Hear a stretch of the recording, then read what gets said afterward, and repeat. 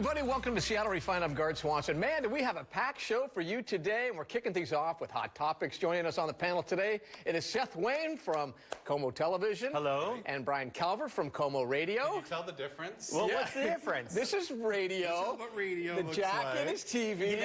I know. I feel so like dressed up right now. At least I took the tie off. And this is Seattle Refined. That here. is Seattle Refined. So No, somewhere I in the love it. middle, yeah. Brian, you look good. Well, Go Hawks. Well, look. And wait, and the shoes, by the Oh way. my God. When you're So a it's- Hawks fan, every Friday is a Blue Friday. I guess so. There you go. Oh, there you go. See? Right? All right, let's get into this, baby. All right, our first hot topic. The pick is in. You saw it right here on KOMO Thursday night as the Seahawks selected L.J. Collier in the first round of the NFL draft. Collier is a hard-nosed defensive end out of TCU. Do you guys tune in to watch the draft? Did you guys watch it at all? I saw some of it. You know what? I'm not looking for a particular team because I really don't know much of what's going on, but I will tell you that it's one of those things where you just watching the excitement of the whole thing. You know, seeing people's lives change forever.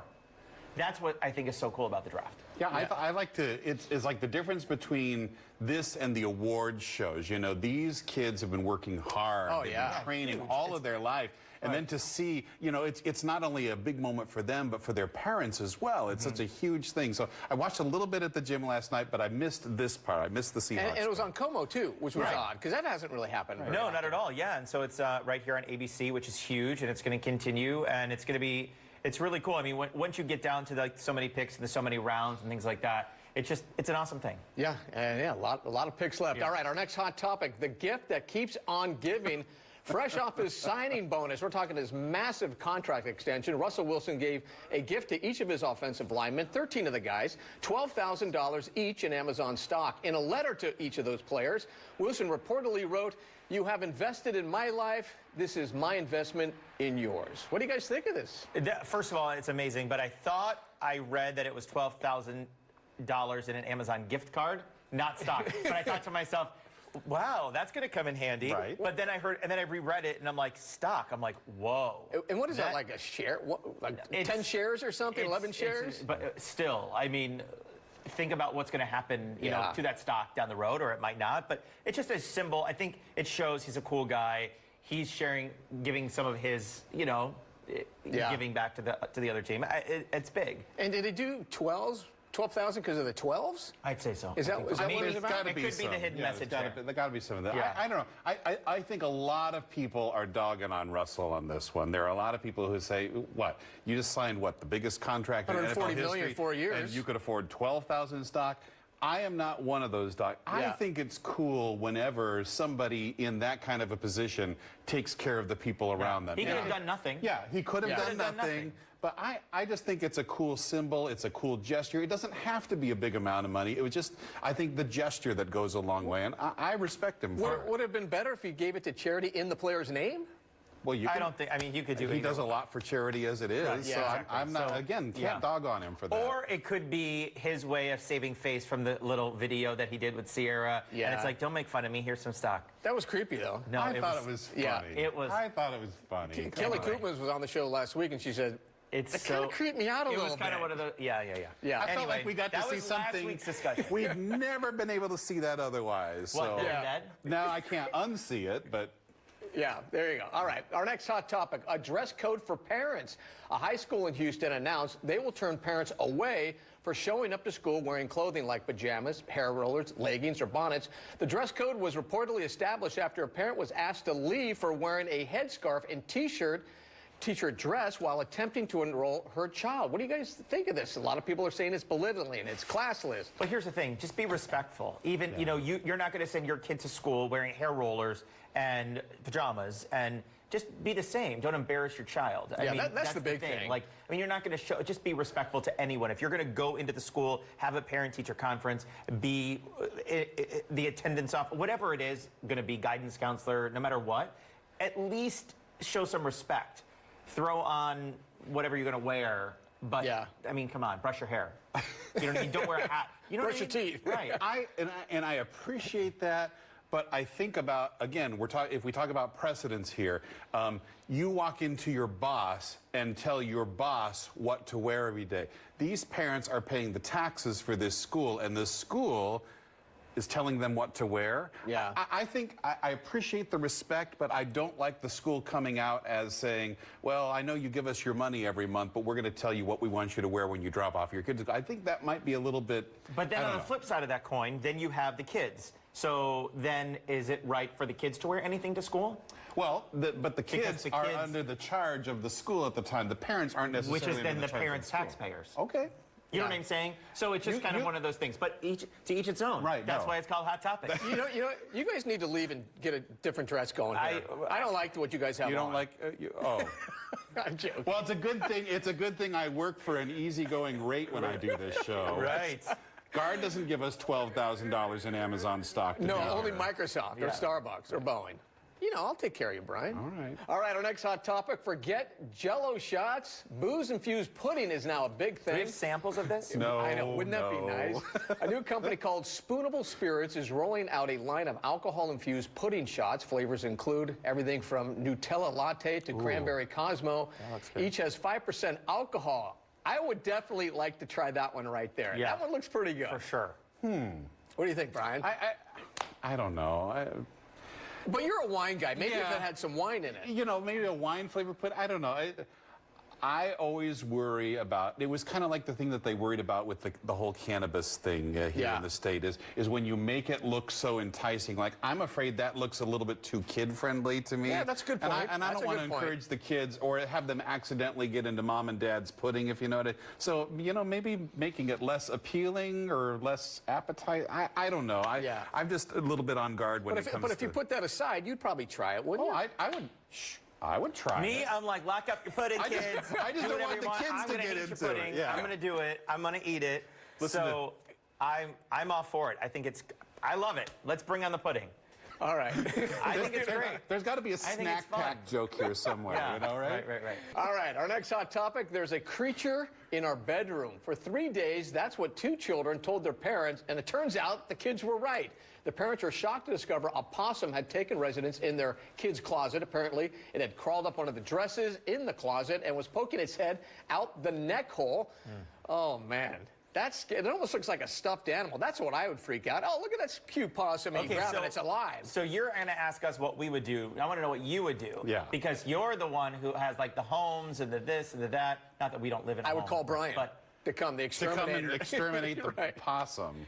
I don't know. I'd call an expert. for sure, I would do that. I mean, this isn't like an ant Or a cat. cockroach or Yeah. something silly. Like this is like a Crazy like animal. a wild thing. I like the lesson about listening to your kids. I like, the kids can make up pretty tall tales, but every now and then, if you listen really closely, Yeah. they're actually telling you the truth. Right? And it's like a monster's in the room. Well, it kind of is. Okay, it is kind of a monster. I wouldn't know. want to wrestle with a possum. Okay, our next hot topic, book your next getaway inside a giant potato? What are we talking about? Yes. Airbnb recently listed a potato hotel in Boise, Idaho that's rentable for $200 a night. The potato was originally created for the Idaho Potato Commission, then redesigned by a tiny house developer. It features amenities like air conditioning, an indoor fireplace, hot water. I don't know. Look at that thing. For sure. That's a big Why spud. not? Why not? Especially it's if you're in fun, Idaho. yeah. Yeah. If you're in Idaho, why not stay in a potato? Does it come with sour cream? I Might. don't know. If- But you're going to live in a potato? Well, I don't think it's live. I wouldn't live in the potato, but I would go Airbnb it for a long weekend. yeah. I would stay in the you potato. know? I would draw the line, though, at the hotel next door that's made out of the deep grease fryer. Right. I'd stay away from that one. Oh, man, if I could afford it, I'm staying in a nice hotel. I'm not sitting. Not stay in the potato? No, I'd go It'd take a be picture fun. next. How cool. It'd be Come on. fun. Come on. It would be a fun thing. Why don't you take your 25-year-old kid and have a great time there? I think you're right. Guys, thank you for coming. Yeah. That's all you want from That's us? it? That's it. All We're right. done? See how fast this is? Time for pudding and Coke with coffee. Yeah, all do right? we need to talk about Russell Wilson before we go? No. I know. Russell.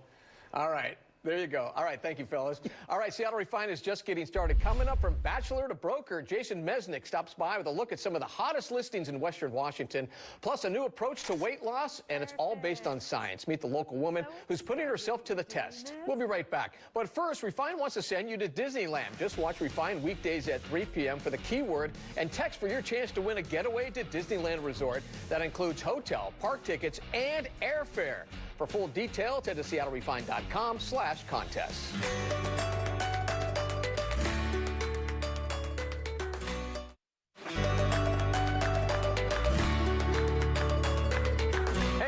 to Seattle Refined. I'm Gard Swanson. You know, many folks first fell in love with Jason Mesnick 10 years ago when he was on The Bachelor.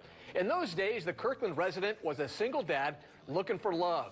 He found his perfect match in Molly, and the two tied the knot back in 2010. Today, Jason is a super successful real estate broker, and he has partnered with our sponsor, Compass. And Jason, nice to have you on the show today. And you're the man right now. You said that people fell in love with me? Yes, of course they did. I don't know about that, but okay, I'll take it. That's cool. All right, so we know you're on The Bachelor, and now you're selling a lot of real estate, and you partnered with Compass. Why Compass? Man, you know, Compass is, I think, more than anything on the cutting edge of every piece of real estate, right? So whether you're on the back end and think tools that make my job better and easier, or on the front end making the beautiful pictures and all the listings better, that's what Compass does. Yeah. Okay, so we know Compass super when it comes to revolutionary on selling real estate. What's your favorite thing about it? Because I know you guys are big into technology.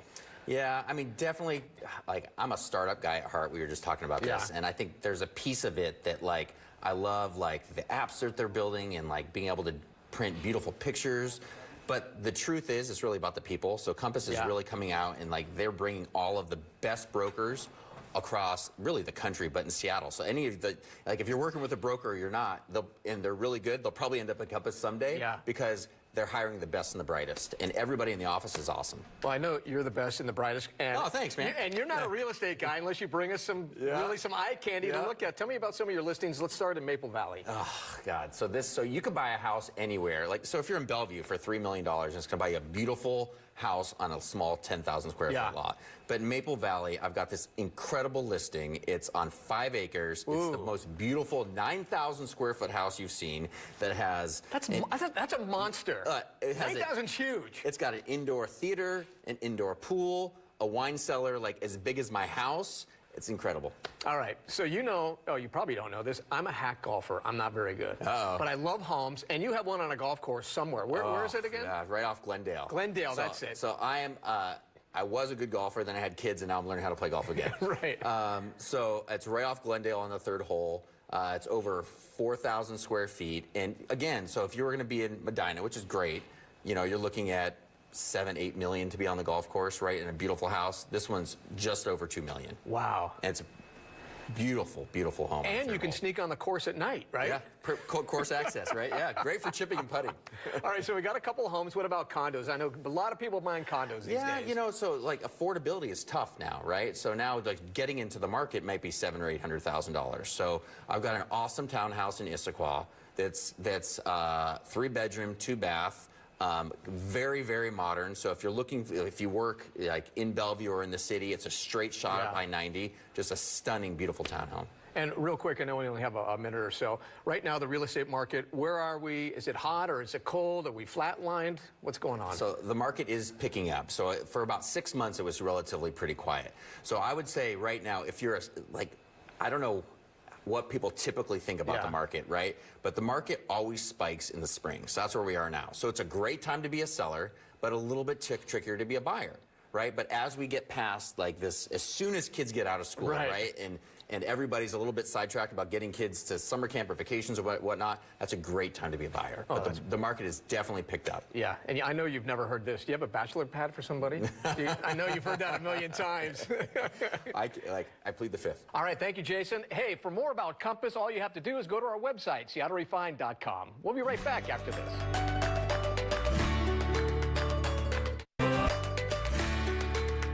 Welcome back to Seattle Refined. You know, when it comes to weight loss, it can be very challenging to know what works. Trying different diets can feel like a roller coaster of excitement followed by disappointment. Our sponsor, Evolve 180, is offering a fresh experience. Their goal, transformative results for life. Refined's Britt Thorson sat down with Evolve 180's founder, Shireen Kirshner, and consultant Tracy Lind. All right, ladies, thank you so much for joining me today. So I have to say, every time I open up a magazine, I go on the computer, I see, what are there to date? 7 jillion weight loss management ways that we can do this. Tell me about, Shireen, why don't you tell me about Evolve 180? Evolve 180 came about because of my lifelong journey trying to solve my weight issues. I have the quintessential experience of having tried everything. Not many of them have worked for me in terms of sustainability. I've been able to lose weight multiple times. In fact, I have lost 80 and 100 pounds 2 or 3 times now in the course of my life, but it won't stay off. So Evolve 180 came about when after regaining about 100 pounds, became determined to figure out why and what exactly is failing. Obviously, it's got to have something special in there. Tracy, can you tell me what's the special? It is actually a really beautiful, safe place to come. We help people figure out what they're going to eat. We've made this into a really socially doable plan. What's the science behind this? Well, the prevailing message up until now has always been eat less and exercise more. And the reason that has stuck around is that works for about 50% of people. Now we know there are at least 2 metabolic types. Type A, which tends to have a faster, more efficient metabolism, and type B, whose superpower is fat storage. I and my entire family are type B. 50% of the population has this issue. If you have this slower metabolism, your insulin is the hormone that lets you take energy from your food and then also stores the rest of it as fat. The people with the slower metabolism, we store fat more easily, we have a slower, more sluggish metabolism, and if we want to keep weight off, we have to not only lose it in a very specific way that fixes that imbalance, but we also have to go forward and eat in a very specific way in maintenance to keep that imbalance from returning. And that's what Evolve 180 is all about. And so, Tracy, tell me, what's it like to follow this program day to day? Is it easy? It really is quite simple. I find that people, when they're told what to eat, when to eat it, and the fact that it's the food supplements are just a really small piece of it. We let them eat a lot of their own food, so they're learning the entire time that they're on the program what it's going to look like when they get that fast metabolism back. So, Shireen, I had to laugh because as you're talking, sometimes you're wearing the hat of a client and sometimes you're wearing the hat of the owner. Yeah. You're actually both, for those who don't know.